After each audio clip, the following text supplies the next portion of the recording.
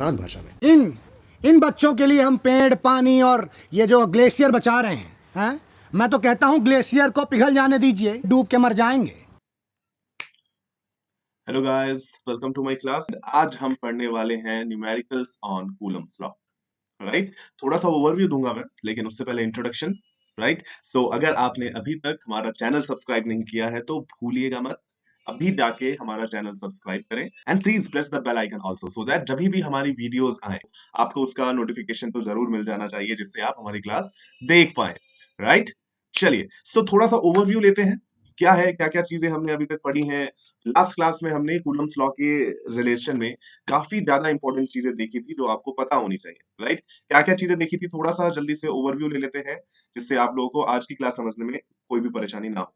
ठीक है, तो कूलम्स लॉ क्या कहता था? कूलम्स लॉ कहता था कि अगर हमारे पास दो चार्जेस हैं Q1 एंड Q2, जिन्हें एट डिस्टेंस ऑफ r रखा हुआ है, लेट्स से, ठीक है, तो क्या होगा, ये दोनों एक दूसरे को अट्रैक्ट या रिपेल करेंगे डिपेंडिंग ऑन देयर चार्जेस। उनके ऊपर चार्ज कैसा है उसके ऊपर, उसकी वजह से ये दोनों अट्रैक्ट या रिपेल करेंगे, है ना। लेकिन उस फोर्स का मैग्नीट्यूड कितना होगा वो डायरेक्टली प्रोपोर्शनल था प्रोडक्ट ऑफ चार्जेस के, वो इनवर्सली प्रोपोर्शनल था square of the distance between them के, है ना।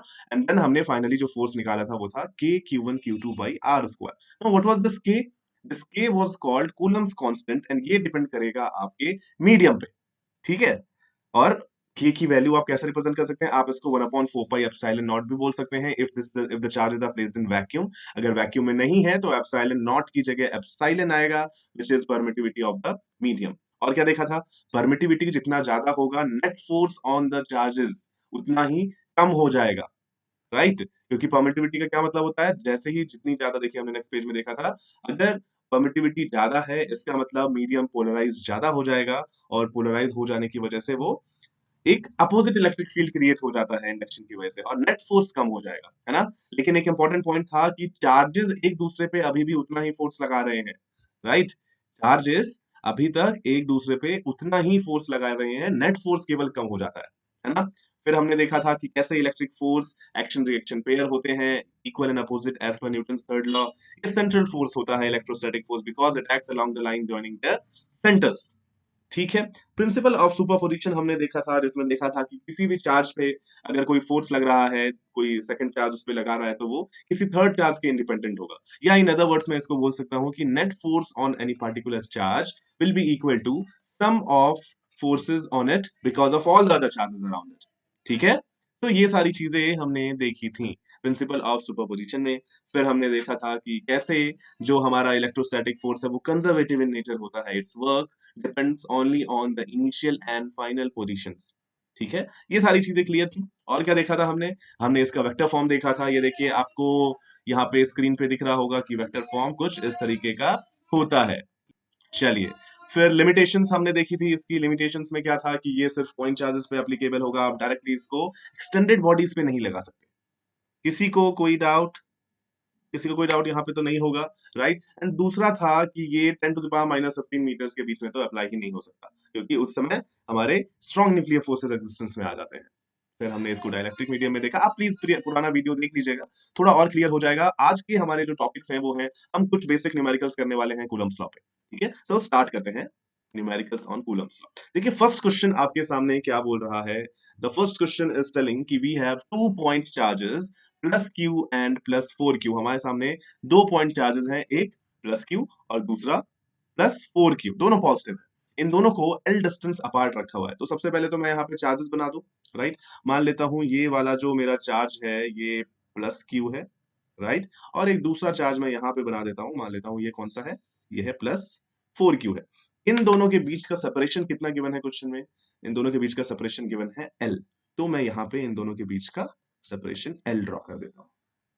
ठीक है, चलिए, अब क्वेश्चन पूछ रहा है कि where should a third charge be placed. Third charge हम कहां पे रखें so that it remains in equilibrium? कौन इक्विलिब्रियम में रहे? थर्ड चार्ज इक्विलिब्रियम में रहे, क्योंकि देखो Q और 4Q को तो फिक्स कर दिया गया है, ये हिल नहीं सकते। Right, so in this question we are talking about the equilibrium of the third charge. Right, and the question is what should be the sign of the third charge? Third charge का sign क्या होना चाहिए, positive negative, ये भी बताना है आपको। Right, तो थोड़ा सा इस पे सोचने की कोशिश करते हैं। राइट, सबसे पहले साइन की बात करते हैं, क्योंकि ये दोनों तो फिक्स है, और पोजीशन भी देखना है हमें कि देखो कहां रखेंगे। ठीक है। सो चलो एक एक करके ट्राई करते हैं, फिर ही आप सभी आपको समझ आएगा। अगर आपने सपोज कोई चार्ज इधर रख दिया, पॉजिटिव या नेगेटिव, मैंने कहीं पे भी यहाँ पे मान लो एक चार्ज रख दिया, ठीक है। सो आपको पता है इसको ये क्यू जो है वो भी रिपेल करेगा इस डायरेक्शन में, ठीक है, और 4q भी रिपेल करेगा इस डायरेक्शन में। सो कुल मिला के क्या ये यहाँ पे स्टेबल रह पाएगा?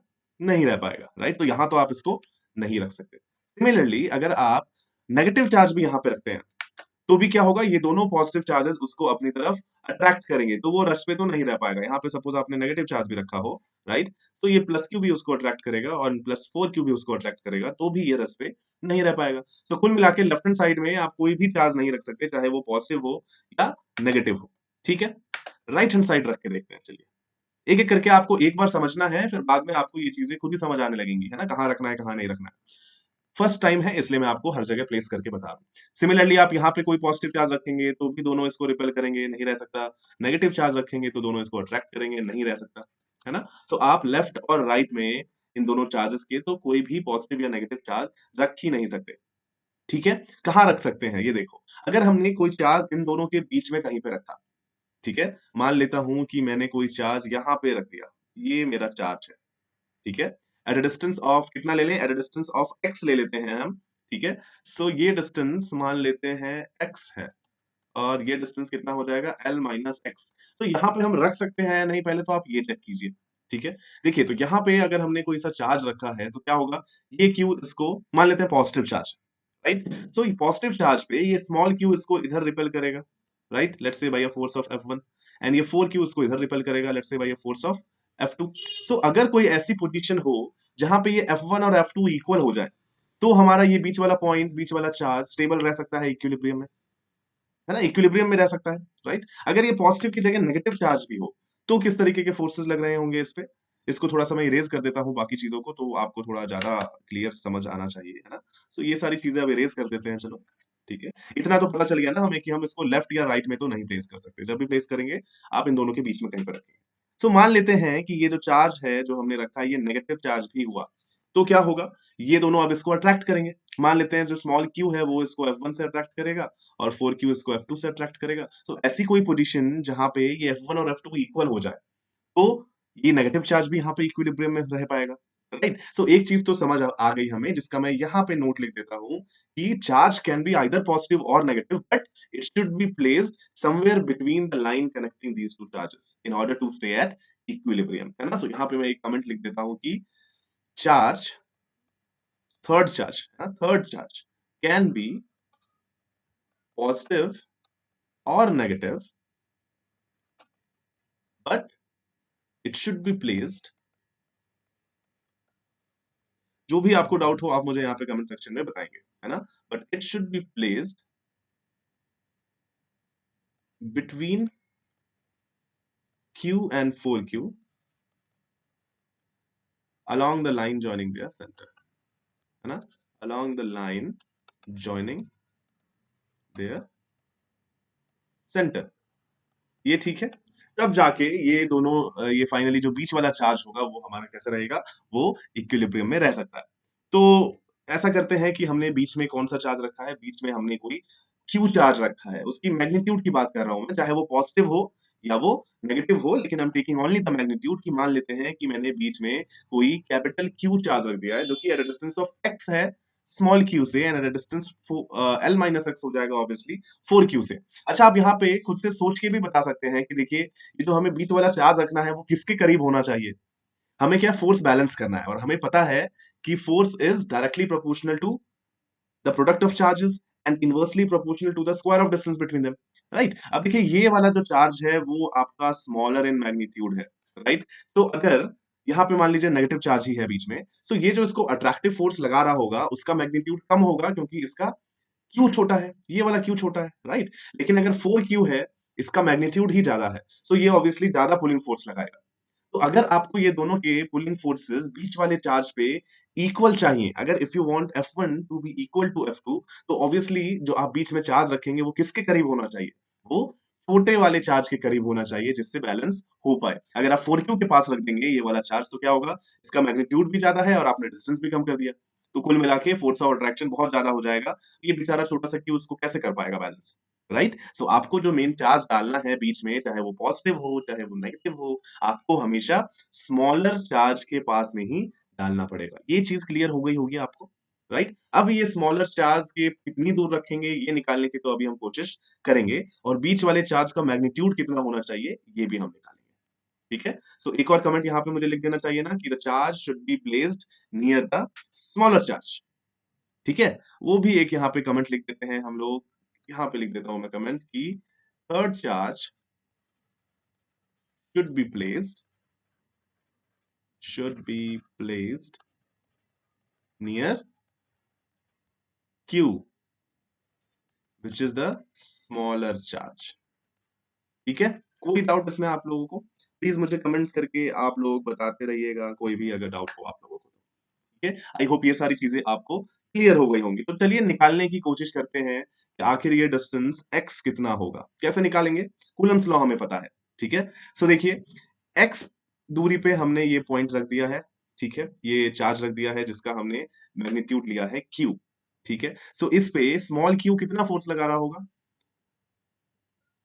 यहाँ पे लिखते हैं। देखो ये जो आपका चार्ज है Q, कैपिटल Q, इस पे स्मॉल q कितना चार्ज लगा रहा होगा। मान लेते हैं कि ये नेगेटिव है, तो कितना अट्रैक्टिव फोर्स लगा रहा होगा। आप लिख सकते हैं कि वो जो फोर्स है वो होगा 1/4πε0 Q, Q बाई डिस्टेंस का square. What is the distance? x। तो डिस्टेंस का स्क्वायर हो गया आपका एक्स स्क्वायर। अब ये अट्रैक्टिव फोर्स जो स्मॉल q लगा रहा है, ये किसके अट्रैक्टिव फोर्स के इक्वल होना चाहिए? अगर इस बीच वाले को इक्विलिब्रियम में रहना है, सो 4q भी इसको उतने ही फोर्स से पुल करेगा, तभी तो पॉसिबल है। तो 4q का फोर्स लिखिए, देखिए कितना होगा। मैं मैग्नीट्यूड की बात कर रहा हूँ, ठीक है। डायरेक्शन तो ऑब्वियसली अपोजिट है, लेकिन यहाँ पे मैं मैग्नीट्यूड्स इक्वेट कर रहा हूँ। सो देखिए इक्वेट करते हैं, ये कितना फोर्स लगा रहा होगा, 1/4πε0 तो कांस्टेंट है ही।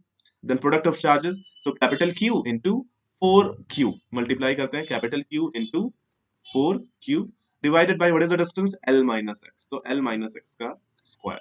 यहां से देखिए 4πε0 को ये 4πε0 मार देगा, राइट। तो जल्दी से काटम फूटी करते हैं यहाँ पे।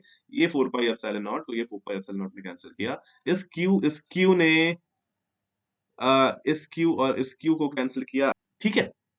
इसको आप रीअरेंज करके कैसे लिख सकते हैं? देखो यहाँ पे मैं लिख सकता हूँ, इसको रीअरेंज करते हैं। चलिए, तो ये आपका देखिए ये इक्वेशन आ रहा है कि नहीं, l माइनस एक्स का square divided by this x square is equal to 1/4। ये आ रहा है कि नहीं आ रहा है? No no, this is equal to 4 आ रहा है ना। ये आप देखो l माइनस एक्स स्क्वायर को ऊपर ले जाएं, ये एक्स स्क्वायर नीचे है, तो this will be equal to 4, ठीक है।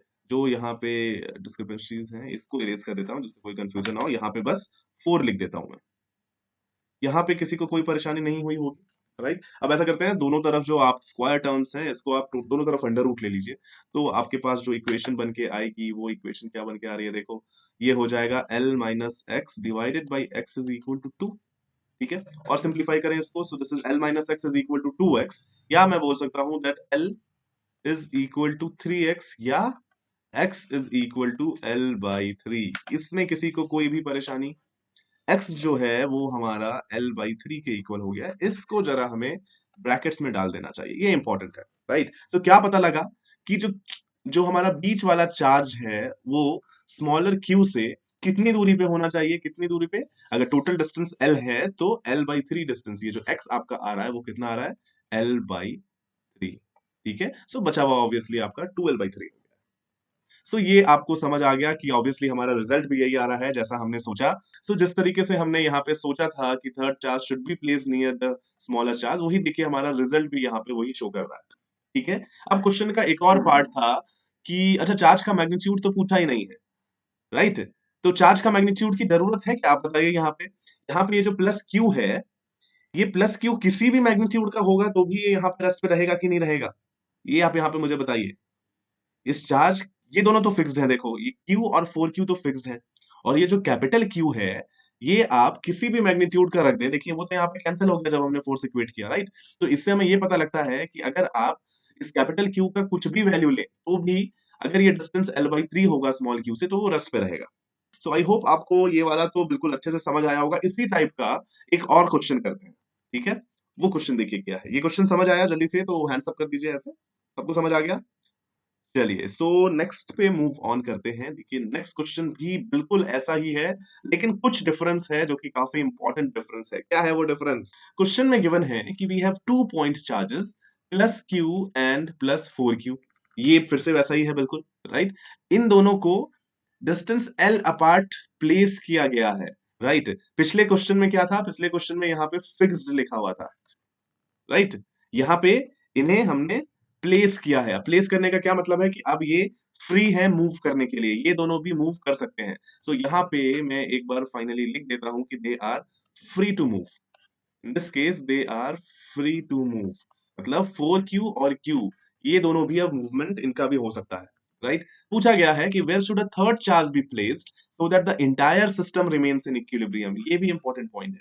अब आपको पूछा गया है आपसे कि थर्ड चार्ज आप कहां पे रखें कि पूरा सिस्टम ही इक्विलिब्रियम में हो। सिस्टम इक्विलिब्रियम में होने का मतलब ना तो क्यू मूव करे, ना तो 4Q मूव करे, और ना ही जो आप चार्ज जो वहां पे रख रहे हैं थर्ड चार्ज, ना ही वो मूव करे। तीनों पे नेट फोर्स 0 होना चाहिए। ये क्वेश्चन आपको डिफरेंस समझ आया पिछले क्वेश्चन से या नहीं समझ आया? अगर डिफरेंस समझ आ गया तो फिर पहले तो मैं इसका डायग्राम बना देता हूँ, ठीक है। Let's make the diagram. तो हमारे पास लेट्स से, पहले तो मैं पेन चेंज कर लूं, पेन का कलर ब्लैक ले लेते हैं, ठीक है। सो मान लेते हैं कि ये हमारे पास फिर से ये कौन सा चार्ज है, ये है प्लस क्यू, ठीक है। और ये यहाँ पे दूसरा चार्ज है प्लस 4Q, ठीक है। अब पूछा गया है थर्ड चार्ज कहाँ रखें कि पूरा सिस्टम इक्विलिब्रियम में हो। तो हमें उस थर्ड चार्ज की इक्विलिब्रियम की भी बात करनी है और इन दोनों के इक्विलिब्रियम की भी बात करनी है। तो सबसे पहली बात करते हैं कि थर्ड चार्ज की इक्विलिब्रियम तो हम पिछले क्वेश्चन में ही देख चुके हैं कि अगर ये Q और 4Q वाला जो सीन था, इसमें थर्ड चार्ज अगर मैंने लेफ्ट, यार मेरी क्लास के बीच में हर दिन आ रहा है ये बुलेट वाला। ओके, तो हमने लास्ट क्वेश्चन में देखा था कि जो थर्ड चार्ज है, अगर आप लेफ्ट में रखें या आप राइट में रखें, इन दोनों सिचुएशंस में ये थर्ड चार्ज तो इक्विलिब्रियम में रह ही नहीं सकता, है ना। थर्ड चार्ज को इक्विलिब्रियम में रहने के लिए हमें इन दोनों के बीच में ही रखना पड़ेगा, राइट। सो एक चीजें तो हमें यहाँ पे समझ आ गई। तो ये दोनों कंडीशंस जो हैं, दोनों केसेस तो इरेज कर देते हैं। लेफ्ट में नहीं रहेगा हमारा थर्ड चार्ज, राइट में भी नहीं रहेगा हमारा थर्ड चार्ज। कहाँ रहेगा? इन दोनों के बीच में रहेगा, राइट। अब आपने देखा होगा कि प्रीवियस क्वेश्चन जब हम कर रहे थे, पिछले क्वेश्चन में हमने क्या देखा था कि जो थर्ड चार्ज है, वो थर्ड चार्ज चाहे पॉजिटिव हो, ये क्वेश्चन में दिखा देता हूं फिर से आपको, कि थर्ड चार्ज चाहे पॉजिटिव हो या नेगेटिव हो, वो यहाँ पे इक्विलिब्रियम में रहेगा, उसके ऊपर नेट फोर्स 0 रहेगा, है ना। हमें इन दोनों की चार्जेस की मोशन की टेंशन नहीं लेनी थी, Q और 4Q का मोशन का लफड़ा हमें नहीं देखना था। लेकिन इस वाले क्वेश्चन में क्या है? इस वाले क्वेश्चन में सीन दिया हुआ है कि हमें थर्ड चार्ज रखना है, और ऐसे रखना है कि वो भी रेस्ट पे रहे और ये दोनों भी रेस्ट पे रहे, ठीक है। तो अब Q और 4Q भी इक्विलिब्रियम में है। सो आप बताओ यहाँ पे पॉजिटिव चार्ज होना चाहिए बीच में या नेगेटिव चार्ज होना चाहिए? क्या कहना है आपका? अगर मैं बीच में पॉजिटिव चार्ज रखूंगा, मान लेते हैं, चलो ठीक है, ये डिस्टेंस इन दोनों के बीच का गिवन है। डिस्टेंस कितना गिवन है? L। तो मैं यहाँ पे L मार्क कर देता हूँ सबसे पहले। लेट्स से ये डिस्टेंस हमारा गिवन है L, ठीक है। अब इन दोनों के बीच में अगर मैंने सपोज करते हैं पॉजिटिव चार्ज रख दिया, मान लो यहाँ कितनी दूर रखना है? L/3 पर रखना है, ये भी हमें पता है ना, क्योंकि बीच वाला तो तभी आपका इक्विलिब्रियम में रहेगा, ठीक। सो मैं L/3 पे ही रखूंगा, तो मैं वो पॉइंट भी बना देता हूँ, ठीक है। Let's make the point also. यहाँ पे मेरा कोई चार्ज होगा, यहाँ पे मैं चार्ज बना देता हूँ ये वाला। का डिस्टेंस कितना होना चाहिए? From previous question we got this as L/3, so obviously ये डिस्टेंस आपका 2L/3 है, ठीक। ये समझ आया सबको? अब बात हो रही है कि ये जो चार्ज है इसका साइन क्या होना चाहिए। सबसे पहले तो हम ये देख लें क्या साइन होना चाहिए। अगर मैंने इसको पॉजिटिव बना दिया, ठीक है, सो ये थर्ड चार्ज अगर बीच में पॉजिटिव है, तो ये चीज तो हमें समझ आती है कि चलो ये इक्विलिब्रियम में तो रह सकता है, ठीक है, क्योंकि ये इस पे इक्वल एंड अपोजिट फोर्स लगाएंगे। इस तरीके से Q फोर्स लगाएगा इस तरफ और ये वाला 4Q फोर्स लगाएगा इस तरफ। एंड पिछले केस के अकॉर्डिंग हमने देख लिया था कि ये इस पोजीशन पे L/3 डिस्टेंस पे रेस्ट रहेगा, ठीक। लेकिन अगर मैंने यहाँ पे ये पॉजिटिव रखा है, तो क्या ये Q और 4Q रेस्ट पे रह पाएंगे? देखो, इस Q पे प्लस Q पे कैसे फोर्स लग रहे होंगे? इस प्लस Q पे 4Q इधर लगा रहा होगा फोर्स, है ना। अब same charges will repel each other ना। सो ये 4Q इस Q पे कैसा फोर्स लगा रहा होगा? आउटवर्ड डायरेक्शन, ठीक है। और आपने बीच में भी पॉजिटिव रख दिया। तो अगर आपने बीच में भी पॉजिटिव रख दिया, तो बीच वाला जो प्लस चार्ज है वो भी तो इसको बाहर की तरफ फोर्स लगाएगा ऐसे। तो कुल मिला के क्या आपका ये Q रेस्ट पे रह पाएगा, इक्विलिब्रियम पे रह पाएगा? नॉट पॉसिबल, नॉट पॉसिबल, है ना। सिमिलरली ये जो 4Q आपने यहाँ पे रखा है, इस पे भी तो दो फोर्सेस इधर ही लगेंगे, ये बीच वाला प्लस चार्ज भी इसको बाहर की डायरेक्शन में पुश करेगा और ये प्लस क्यू भी इसको बाहर की डायरेक्शन में पुश करेगा। सो कुल मिला के ये भी इक्विलिब्रियम में नहीं रह सकता। इससे हमें क्या समझ आया? इससे हमें ये समझ आया कि जो बीच वाला चार्ज आप रख रहे हैं वो चार्ज पॉजिटिव तो नहीं हो सकता, आप नेगेटिव रखेंगे तभी वो इन दोनों को पुल करेगा और रिपल्सिव फोर्सेस को इक्वेट करने की कोशिश करेगा। ये समझ आया आप लोगों को? तो बाकी चीजें मैं यहां से इरेज कर देता हूं जो हमें नहीं चाहिए, और एक नोट डालेंगे क्या कि जो चार्ज हमारा बीच में है वो पॉजिटिव नहीं रहेगा, वो चार्ज हमारा होना चाहिए नेगेटिव। ठीक है, ये सारी चीजें इरेज कर देते हैं। चलो ठीक है, ये चार्ज जो है, अब ये चार्ज हमारा कैसा होगा? ये चार्ज हमारा नेगेटिव होना चाहिए। सो यहाँ पे एक मैं नेगेटिव साइन दे देता हूं, मान लेता हूं इस पे मैग्नीट्यूड कितना है, प्लस क्यू है। ठीक है, सो अब निकालने की कोशिश करते हैं। देखो यहाँ पे नेगेटिव चार्ज हमने डाल दिया है। अब इक्विलिब्रियम सबसे पहले देखते हैं किसका, बीच वाले का। तो इक्विलिब्रियम से हमें क्या मिला था? हमें x is equal to L/3 मिला था, ये वाला डिस्टेंस मिला था, राइट। अब हम ऐसा करते हैं, इस Q के इक्विलिब्रियम को देखते हैं। ठीक है, सो मैं यहाँ पे लिखता हूँ, पहले तो एक नोट लिख देते हैं। क्या नोट होगा हमारा? एक नोट कि charge between them should be negative, है ना। Charge between them should be negative, negative, then only Q and 4Q can stay in equilibrium। इसमें किसी को कोई डाउट? जल्दी से मुझे बता दीजिएगा, कोई भी डाउट हो कमेंट में लिखिएगा। Yes Shweta Bharati, hello. ठीक है, इसमें किसी को कोई भी परेशानी नहीं हुई होगी, राइट। अब ऐसा करते हैं, इक्विलिब्रियम देखते हैं इस प्लस क्यू का, छोटा वाला प्लस क्यू, है ना। So considering equilibrium of plus Q charge, इसका इक्विलिब्रियम देखते हैं।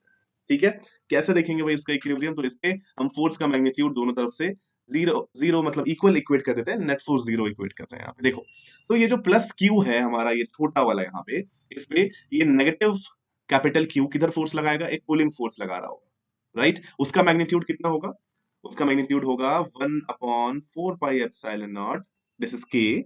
Q1 capital Q, Q2 small Q. मैं मैग्नीट्यूड लिख रहा हूं इसलिए यहाँ पे नेगेटिव साइन नहीं लिखूंगा, राइट। डिवाइडेड बाय डिस्टेंस का square. What is the distance? Distance है आपका L/3 का स्क्वायर। तो अभी मैं उसको ऐसा करता हूँ, x ही लिख देता हूँ। ठीक है, तो यहाँ पे x लिखता हूँ, बाद में x की वैल्यू पुट करेंगे। Okay, this should be equal to, जो फोर्स 4Q इस प्लस क्यू पे लगा रहा है तो वो ऑब्वियसली आउटवर्ड डायरेक्शन में होगा, राइट। आउटवर्ड डायरेक्शन में इस तरीके से वो कितना फोर्स होगा? देखिए डिस्टेंस इन दोनों के बीच में ना L है, सो मैं फोर्स लिखता हूँ 1/4πε0, this is K। Q1 Q2, Q1 is 4Q, Q2 is plus Q, तो ये आपका हो गया 4Q स्क्वायर, है ना, 4Q into Q divided by what is the distance between them? L square, ऐसे। ठीक है, अब इसमें से चीजें कैंसिल आउट करते हैं, देखते हैं हमारे पास क्या बचता है। तो 1/4πε0 ने 1/4πε0 को कैंसिल किया, राइट। एक Q ने यहाँ से इस Q को कैंसिल कर दिया, और तो हमारे पास देखिए इक्वेशन क्या बन के आ रही है। यहाँ से आप लिख सकते हैं कि Q is equal to 4Q into x square by L square, है ना। या आप बोले इसको मैं ऐसे भी लिख सकता हूँ, x बाई एल का होल स्क्वायर, तो सॉल्व करने में थोड़ा इजी रहेगा, है ना। तो इसको लिखते हैं x बाई एल का होल स्क्वायर। ठीक है, x बाई एल का होल स्क्वायर। अब आप x की वैल्यू L/3 पुट कर सकते हैं, ये x की वैल्यू जो हमें मिली थी, है ना। तो लेट्स सब्स्टिट्यूट, तो ये आपका हो गया 4Q, x की जगह मैंने लिखा L/3 डिवाइडेड बाई L, इसका स्क्वायर, L ने L को मारा, तो क्या मिला आपको? 4Q/9 आ रहा है आपके पास, है ना। इसका मैग्नीट्यूड जो आ रहा है वो आ रहा है 4Q/9, लेकिन आपको पता है कि ये नेगेटिव होना चाहिए, हम पहले ही समझ चुके हैं ये सारी चीजें, है ना। सो अगर मैं इसको प्रॉपरली लिखना चाहूं तो मुझे क्या लिखना चाहिए कि यहाँ पे मैं सोल्यूशन लिख देता हूं कि चार्ज शुड बी -4Q/9, और कितनी दूर रखा हुआ है? Placed at a distance of L/3, placed at L/3 from Q। ठीक है, समझ आ गया सबको ये क्वेश्चन?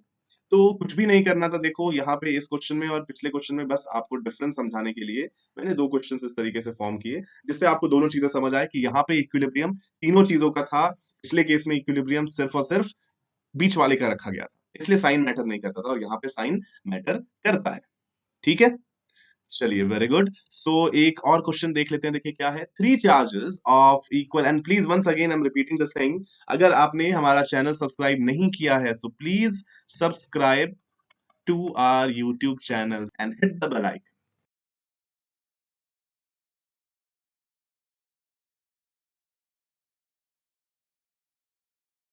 ओके चलो चलो एक और क्वेश्चन जल्दी से सॉल्व करते हैं। क्या है क्वेश्चन कि three charges of equal magnitude Q R place at the vertices of an equilateral triangle of side L. तीन चार्जेस हैं जिनका मैग्नीट्यूड क्या है, सबका ही क्यू है, और उन्हें इक्विलेटरल ट्राइंगल के कहां पे रखा हुआ है, इक्विलेटरल ट्राइंगल पे रखा हुआ है, एट द कॉर्नर्स पे रखा हुआ है। ठीक है, पूछा गया है कि इस सिस्टम ऑफ चार्जेस को हम इक्विलिब्रियम में कैसे लाएं। तो भाई ऑब्वियसली इक्विलिब्रियम में ऐसे तो रहेगा नहीं। सबसे पहले मैं डायग्राम ड्रॉ करके बताता हूँ आपको, फिर थोड़ा ज्यादा क्लियर होगा। ठीक है, so let's say I am using this red ink. तो मान लेते हैं कि ये पहले तो इक्विलेटरल ट्राइंगल बनाते हैं यहाँ पे। ठीक है, एक ये ऐसे ऐसे, और ये काफी हद तक इक्विलेटरल ट्राइंगल है। आशुतोष सिंह का है, hi Patel sir, welcome Ashutosh. ओश ओके, कैसे हैं आप, है ना। तो यहाँ पे क्या है, यस वेलकम वेलकम। यहाँ पे क्या है, हमने यहाँ पे तीन चार्जेस रखे हुए हैं एट द एजेस, एक वर्टिसेस, है ना। सो एक चार्ज मैंने यहाँ पे बना दिया ऐसे, एक चार्ज मैंने यहाँ पे बना दिया, और तीसरा चार्ज मैंने यहाँ पे बना दिया। इन तीनों चार्ज की मैग्नीट्यूड, इसको और थोड़ा सुंदर तो नहीं बना सकते, चलो छोड़ो, इसको यहाँ पे मैग्नीट्यूड लिख देते हैं। इसको मैं यहाँ पे कलर कर दूं ऐसे, इस तरीके से। और ये तीनों चार्जेस जो हैं उनका मैग्नीट्यूड कितना है, क्यू मान लेते हैं यहाँ पे। तो मान लेता हूँ कि ये क्यू है, ये भी क्यू है, और ये भी क्यू है। दिख रहा है आपको, क्यू क्यू क्यू है, चलो ना भी दिखे तो आप समझ जाए। ठीक है, और क्या है, ट्राइंगल, इक्विलेटरल ट्राइंगल का साइड लेंथ एल है, तो ये एल है, ये एल है, और ये भी आपका एल है। तो अभी इक्विलेटरल ट्राइंगल है, तो ये सारे एंगल्स कितने होंगे, ये सारे एंगल्स होंगे 60 डिग्री।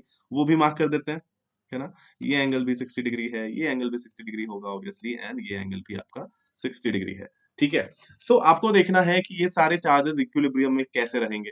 तो सबसे पहली बात तो आप ये देखिए कि किसी भी एक पार्टिकुलर, इस पे दो क्वेश्चन में बना सकता था कि सबसे पहले तो आप किसी भी एक पार्टिकुलर चार्ज पे नेट फोर्स निकाल लेते हैं। ठीक है, आई गेस आज की क्लास में तो इतना हो पाएगा। आप होमवर्क करके रखेंगे नेक्स्ट क्लास में कि कहाँ पे आप तीसरा चार्ज, चौथा चार्ज कहाँ पे रखें, कि आपको पता लग जाए कि ये सारे चार्जेस जो हैं वो इक्विलिब्रियम में होंगे। ठीक है, आज फिलहाल आज की क्लास में आई गेस हम बस इतना निकाल पाएंगे कि एक फोर्स पे, किसी एक पार्टिकुलर चार्ज पे कितना फोर्स लग रहा है बाकी दोनों चार्जेस की वजह से। ठीक है, सो देखो किस डायरेक्शन में पहले फोर्स लग रहा होगा। ठीक है, यहाँ पे मैं दूसरा कलर ले लेता हूँ जल्दी से, let's say I am taking black colour. ठीक है, सो मान लेते हैं कि ये वाला क्यू जो ए पे रखा हुआ है, वो इस बी वाले क्यू पे एफ फोर्स लगा रहा है। राइट, किस डायरेक्शन में होगा, along the line joining the centres and away, क्योंकि दोनों सेम चार्जेस है ना, तो they will repel each other. तो यहाँ पे जो फोर्स लगेगा वो कुछ इस तरीके का लगेगा। मान लेता हूं मैं इसका मैग्नीट्यूड लिखता हूं एफ। ठीक है, और इस एफ का मैग्नीट्यूड क्या आप लिख सकते हैं, आप इस एफ का मैग्नीट्यूड, एक सेकंड मैं थोड़ा लैपटॉप चार्जर ऑन कर लूं क्योंकि मुझे लगता है कुछ सीन होने वाला है। Okay, so I am back. तो यहाँ पे क्या है, ये जो एफ है इसका मैग्नीट्यूड कैसे लिखेंगे, देखिए, distance between the charges is L, right.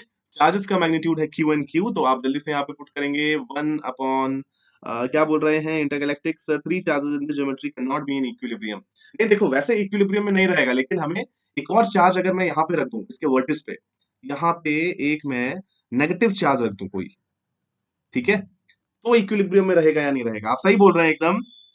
आप इंटरगैलेक्टिक, आप बिल्कुल सही बोल रहे हैं कि अगर मैं ऐसे ही कुछ ना करूं, अगर कोई एक्स्ट्रा चार्ज मैं यहाँ पे ना रखूं, तो ये इक्विलिब्रियम में कभी नहीं रहेगा। यू आर एब्सोल्युटली राइट, है ना। लेकिन पूछा गया how can the system of charges can be in equilibrium, right. So ऐसा करते हैं हम, एक और हमारी मर्जी है, अब हम एक और चार्ज डाल देंगे। ठीक है, या मैं क्वेश्चन ऐसे भी फॉर्म कर सकता था कि what charge should be placed and where should it be placed so that these three and the fourth charge also all remain in equilibrium। ठीक है, ये समझ आया आपको। सो ये जो एफ फोर्स है, आप इसका मैग्नीट्यूड क्या लिख सकते हैं, हाँ हाँ हाँ हाँ हाँ, इंटरगैलेक्टिक समझ गए। सो मैग्नीट्यूड कितना होगा, देखिए 1/4 pi epsilon not Q Q, मतलब Q square divided by L square, ये होगा इसका मैग्नीट्यूड। ठीक है, ये दूसरा वाला जो क्यू है जो कि सी पे रखा हुआ है, ठीक, ये भी इस पे इतना ही फोर्स लगाएगा ना मैग्नीट्यूड, क्योंकि देखिए चार्जेस तो सेम है, डिस्टेंस भी दोनों के बीच का सेम एल ही है, तो ये फोर्स लगाएगा। लेकिन इस फोर्स का डायरेक्शन क्या होगा, इस फोर्स का डायरेक्शन कुछ इस डायरेक्शन में होगा, ऐसे होगा, राइट, एफ, है ना। और मैं बोल सकता हूँ कि इन दोनों के बीच का ये एंगल भी 60 डिग्री होगा, ऑल्टरनेट एंगल्स देखो, ये वर्टिकली अपोजिट, सॉरी, है ना, ये 60 तो ये भी 60। तो नेट फोर्स अब इस पे क्या लग रहा है, एक ये वाला फोर्स लग रहा है, एक ये वाला फोर्स लग रहा है, जिन दोनों का मैग्नीट्यूड ये है। किसी को कोई डाउट? कोई डाउट नहीं है किसी को, राइट। अब हमें क्या करना है, इन दोनों का जो रिजल्टेंट होगा वही होगा इस पे नेट फोर्स। तो रिजल्टेंट कैसे निकालेंगे, चलिए देखते हैं रिजल्टेंट कैसे निकालते हैं। मैं इरेजर से ये सारी चीजें इरेज कर देता हूँ, ठीक है। तो सबसे पहले देखिए, ये दोनों इक्वल फोर्सेस हैं, तो इनका जो रिजल्टेंट होगा वो एग्जैक्टली इन दोनों के बीच से जाएगा, है ना। तो यहाँ पे मैं किसी दूसरे कलर से इसके रिजल्टेंट को नोट करता हूँ, मान लेता हूँ, ये देखिए कुछ रिजल्टेंट इस तरीके से जाएगा, ये आपका एफ है, ये आपका एफ वेक्टर है, रिजल्टेंट इन दोनों के बीच से जाएगा क्योंकि ये दोनों इक्वल इन मैग्नीट्यूड थे, ठीक है। सो रिजल्टेंट कितने एंगल पे होना चाहिए, 30 डिग्री फ्रॉम बोथ, है ना। ये 30 डिग्री एंड ये भी आपका होगा 30 डिग्री, ठीक है। इसको मैं अलग बना के आपको थोड़ा अच्छा से बता देता हूँ, जिससे ज्यादा अच्छे से क्लियर हो जाएगा। देखिए थोड़ा इसको क्लियरली जूम इन करके दिखाता हूँ मैं आपको। आपके जो दो फोर्सेस हैं, एक फोर्स लग रहा है ऐसे और दूसरा फोर्स लग रहा है ऐसे, एफ एंड एफ, ठीक है। इसके अगर मैं दो कंपोनेंट्स लूं तो वो कंपोनेंट्स कैसे होंगे, देखिए मैं आपको अच्छे से समझाता हूँ, राइट। देखो इसको मैं ऐसे डॉटेड बनाता हूँ, राइट। सो इस वाले फोर्स का ये एंगल 30 डिग्री है ना। सो एक कंपोनेंट इधर आएगा एफ कॉस 30, राइट, और एक कंपोनेंट ऊपर की डायरेक्शन में ऐसे जाएगा, ये होगा आपका एफ साइन 30, राइट। सिमिलरली जो ये वाला फोर्स है नीचे जो एफ आपको दिख रहा है, उसके भी दो कंपोनेंट होंगे, राइट। एक कंपोनेंट आएगा इसी डायरेक्शन में, वो भी होगा आपका एफ कॉस 30, राइट, ये एंगल भी 30 डिग्री है ना।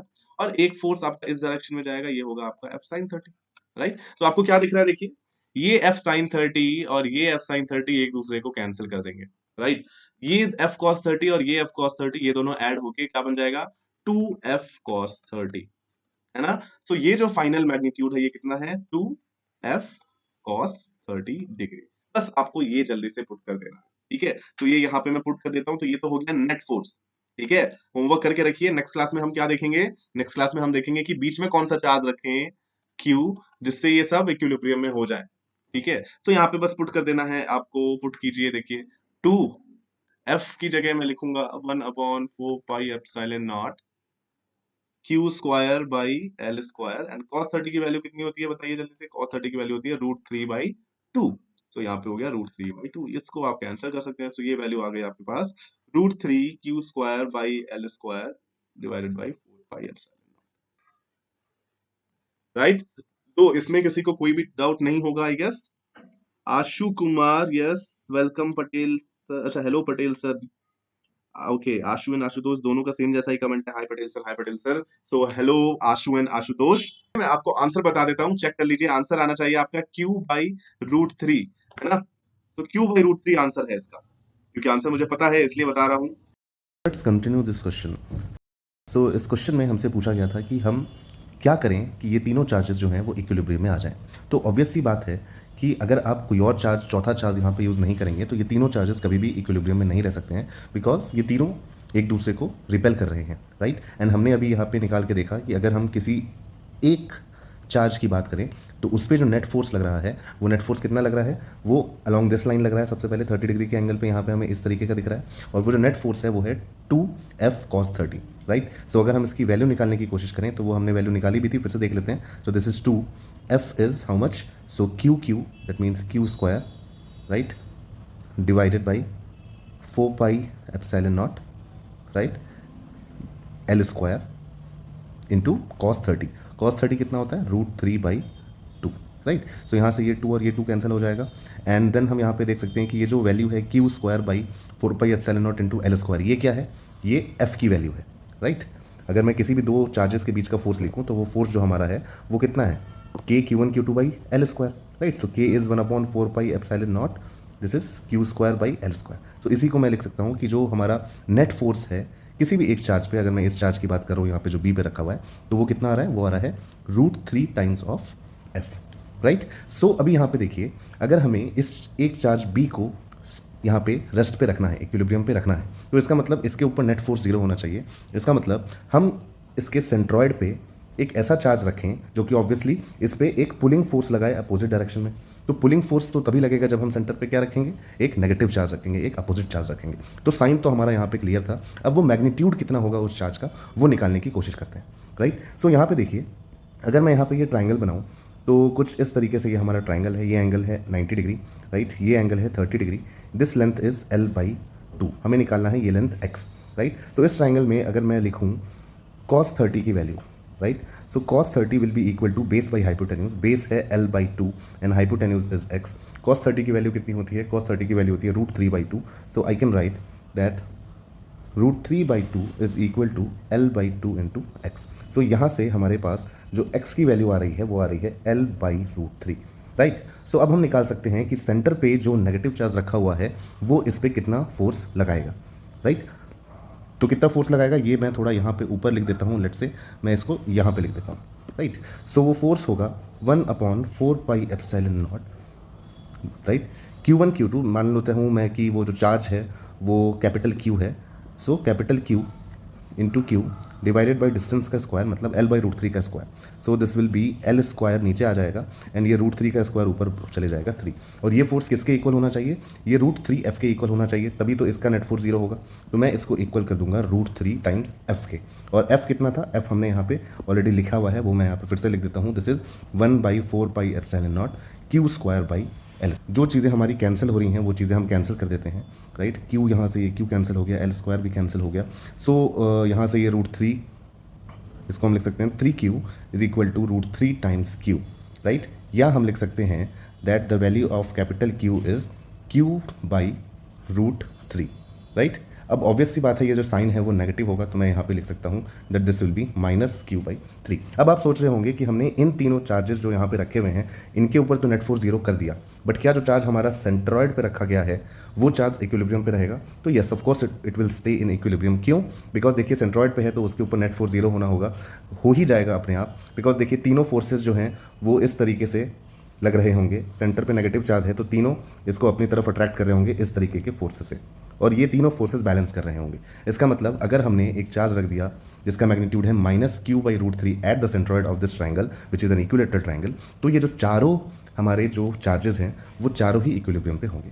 सो this is the answer. I hope you understood. आप चाहें तो ये वाला क्वेश्चन भी आप ट्राई करके खुद से देख सकते हैं। ये एक लास्ट क्वेश्चन रहेगा हमारे साथ, ठीक है। सो ये क्वेश्चन आप ट्राई कर लीजिएगा नेक्स्ट क्लास में, ये आपका होमवर्क है, नेक्स्ट क्लास में मैं आपको ये करके बताऊंगा। एंड फिर पढ़ेंगे इलेक्ट्रिक फील्ड, ठीक है, जो कि हमारा नया टॉपिक होगा। Will start the new chapter electricity, है ना, जिसमें हम पढ़ेंगे मोशन ऑफ चार्जेस की बात। अभी तो हमारे सारे चार्जेस रेस्ट पे हैं। चलिए, so it's time to say goodbye. Subscribe to our channel, bell icon, like करिए, शेयर कीजिए अपने फ्रेंड्स के साथ अगर आपको ये सारी चीजें समझ आ गई। चलिए, थैंक यू सो मच। चलिए, मुझे आप सभी से बात करके बहुत अच्छा लगा। मेरा ये चैनल सब्सक्राइब करें और मेरे हर अपडेट आपको मिले इसके लिए बेल आइकन जरूर दबाइएगा। आप सभी को मेरी ढेर सारी शुभकामनाएं। निराशा है, मायूसी, जो भी होगा जो भी होगा जो भी होगा लड़ लूंगा। बेबसी, बेचैनी, जो भी होगा जो भी होगा जो भी होगा लड़ लूंगा। पर हिम्मत ना कभी भी हारूंगा।